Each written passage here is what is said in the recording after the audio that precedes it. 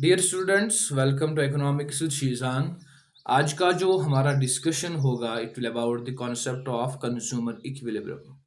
जो आज तक हमने डिस्कस किया रिलेटिंग द कंज्यूमर, हमने डिस्कस किया जो कंज्यूमर की सेटिस्फैक्शन है, कंज्यूमर के थ्योरी के साथ हमने वो डिस्कस किया एंड द अल्टीमेट थिंग जो हमें डिस्कस करना था that is a consumer equilibrium. That means कि अब कंज्यूमर को सेटिस्फैक्शन मिलती है, अब कंज्यूमर को we can say different bundles मिलते हैं, तो at the end of the day he reach to stability position, एक पोजीशन पे आता है।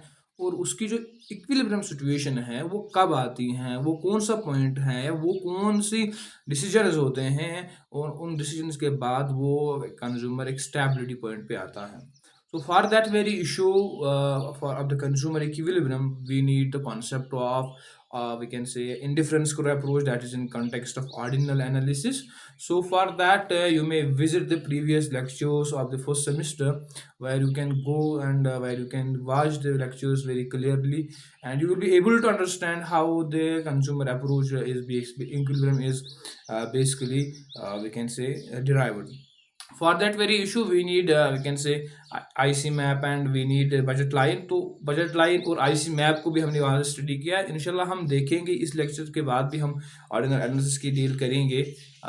तो यहाँ पे भी हम डिस्कस करेंगे, लेकिन we are assuming that we are advance, we are dealing with advanced concept, so that for that I am just skipping such kind of things for that particular issue, for that very context of the equilibrium, we need first what is the equilibrium decision and what is the equilibrium, we can say meaning of the consumer equilibrium.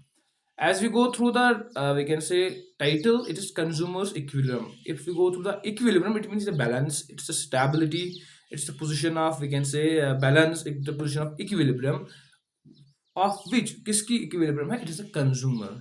जो consumer है इसकी balance of stability जो है ये for example we can say we can define the consumer equilibrium as the position of stability where a consumer can not change decision. जो वो एक stability है, ये वो बैलेंस सिचुएशन है जहाँ पे कंज्यूमर अपनी सिचुएशन डिसीजन को चेंज नहीं करता है, क्योंकि जो उसकी कंडीशन होती है वहाँ पे he is fulfilling the entire condition of. तो for that we can say कि मैक्सिमाइज सेटिस्फैक्शन, जहाँ पे उसको मैक्सिमाइजेशन मिलेगी तो वहाँ पे एक कंज्यूमर इक्विलिब्रियम होगा। That means consumer is an equilibrium, he gets maximum satisfaction. जहाँ पे उसको ज़्यादा सेटिस्फैक्शन मिलेगी तो वहाँ पे वो इक्विलिब्रियम में होगा। लेकिन to keep this thing in mind कि उसको बजट कॉन्स्टेंट कितना होना चाहिए, the main thing that forces him to keep the up and down we can say in the equilibrium situation is the budget constant of an we can say consumer. तो वो भी यहाँ पे एक important होता है। कंज्यूमर की जो डिसीजन होती हैं, अब तो इक्विलिब्रियम में हम बात करेंगे तो how the equilibrium change is based upon the change in prices and the changes in income. So this means the consumer equilibrium. So for that very issue, for that consumer equilibrium, we are assuming some things, we are assuming that there are different things that जो हम लेते हैं। First one the rational consumer. जो consumer है he has to aim, the consumer has the aim to maximize his satisfaction, because as a rational consumer wants to maximize his or her satisfaction. So that means कि at the very we can say beginning, when consumer enters into the market, when consumers enter economic decisions, we are assuming that consumer is a rational, जिसको हम अक्लमंद जिसके अंदर different concepts आते हैं, transitive, completeness, reflexivity, वो आपने discuss किया है।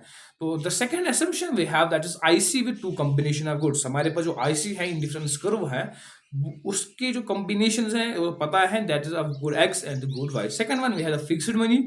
हमारे पास जो पैसा है, पैसा तो फिक्स्ड है, एट द सेम टाइम जो पैसा है वो फिक्स्ड होने के बाद क्या है, वी आर एज्यूमिंग दैट कि वो पैसा हम होल गुड एक्स और वाई पे स्पेंड करते हैं, entire income we are spending on the good X and Y. Second we can say sorry यहाँ पे वी कैन से वन ठीक है। तो the price of X and Y जो है it remains constant. We are assuming that कि जो price of X fourth one हमारे पास है, that is X and Y, ये तो कॉन्स्टेंट रहता है।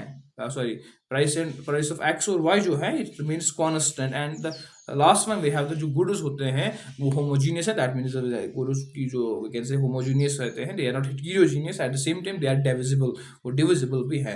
तो this is the assumptions regarding the consumer equilibrium. Now we have some conditions, for example to say that we have some conditions for the equilibrium situation how consumer reach the equilibrium when these conditions are fulfilled.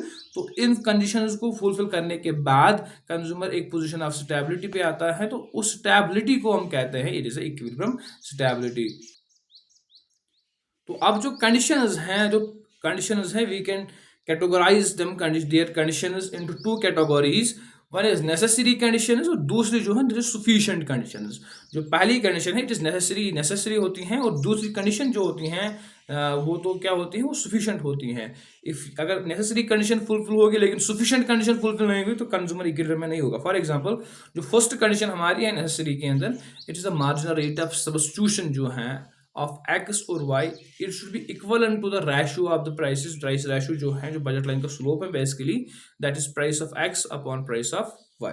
जो second condition है इसी को ऐसे भी लिख सकते हैं, जो बजट लाइन जो है it should be tangent to the IC। जो हमारी इंडिफरेंस करो है at the point of equilibrium, जो बजट लाइन है इट शुड बी टेंजेंट होनी चाहिए टू द इंडिफरेंस करो। ये तो नेसेसरी कंडीशन के अंदर आता है। द सफिशिएंट कंडीशन की जो अंदर है it is IC should convex to the origin.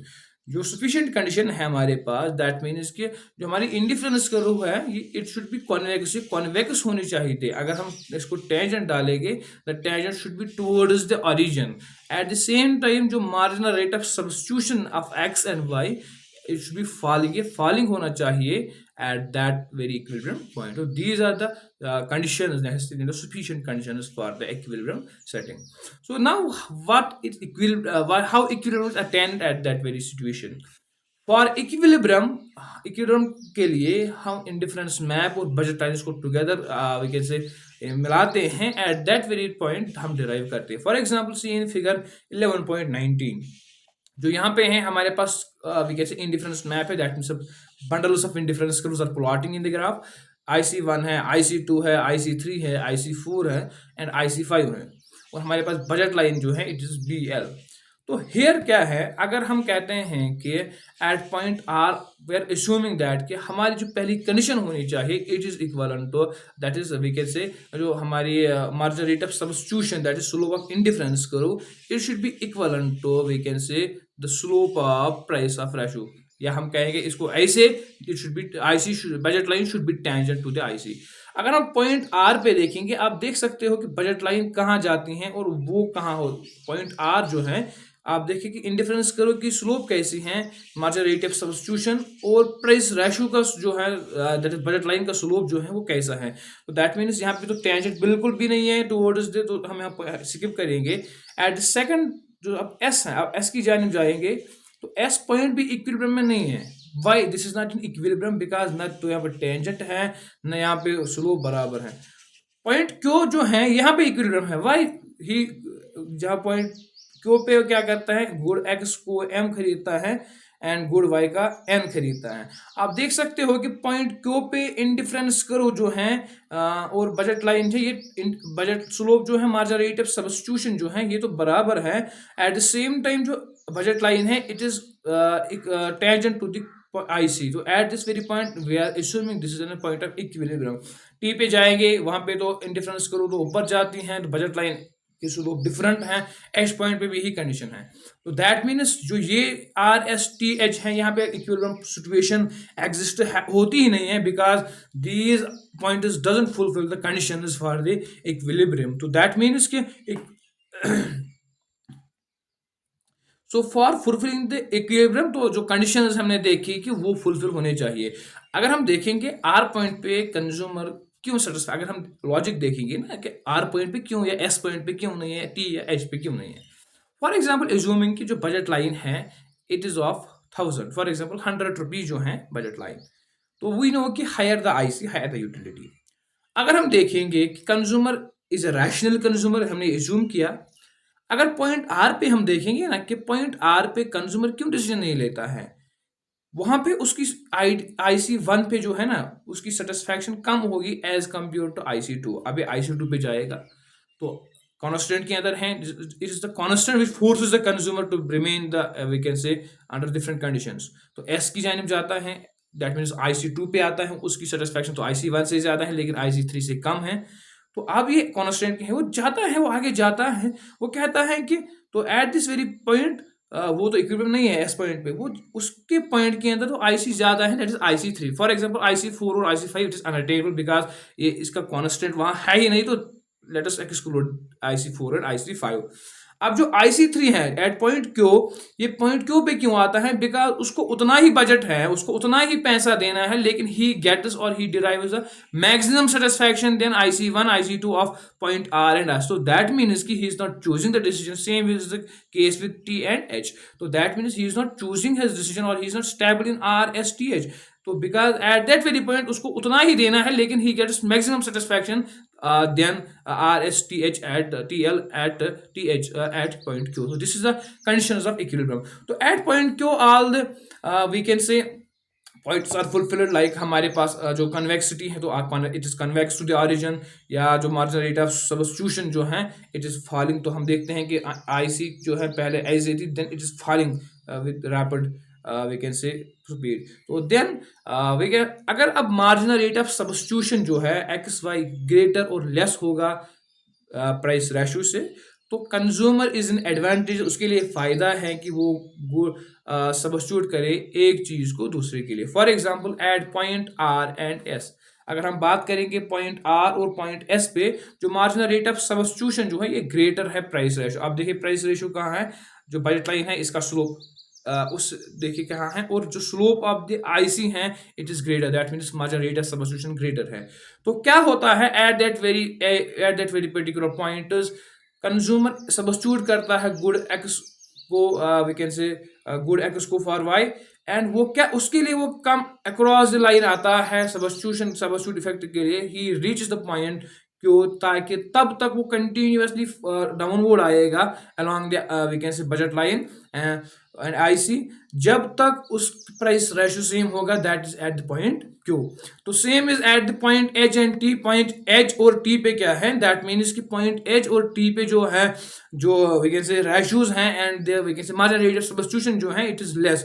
तो इसके लिए बराबर करने के लिए he goes up on the IC and budget line से ऊपर जाता है एट पॉइंट अंटिल जो रेशोज हैं वो बराबर होता है, that is at point Q। This is a very, तो फॉर वी कैन से कि अब ये सफिशिएंट है नहीं, अभी वी कैन से इक्विलिब्रियम हमने डिराइव किया, हमने कहा कि जो कंडीशंस हैं ये फुलफिल हो, अगर नेसेसरी कंडीशंस फुलफिल हो तो it is not we can say obvious कि consumer at that very point equilibrium में होगा। तो नेसेसरी कंडीशंस के बावजूद भी हमारे पास कंडीशंस हमने डिस्कस की, दैट इज सफिशिएंट कंडीशंस। जो सफिशिएंट कंडीशंस हैं उन सफिशिएंट कंडीशंस को भी हमें देखना पड़ता है। फॉर एग्जांपल हम एक एग्जांपल यहाँ पे लेंगे जो सफिशिएंट कंडीशंस को फुलफिल करती हैं, that is we can say convexity जो है उसको हम लेते हैं बेसिकली।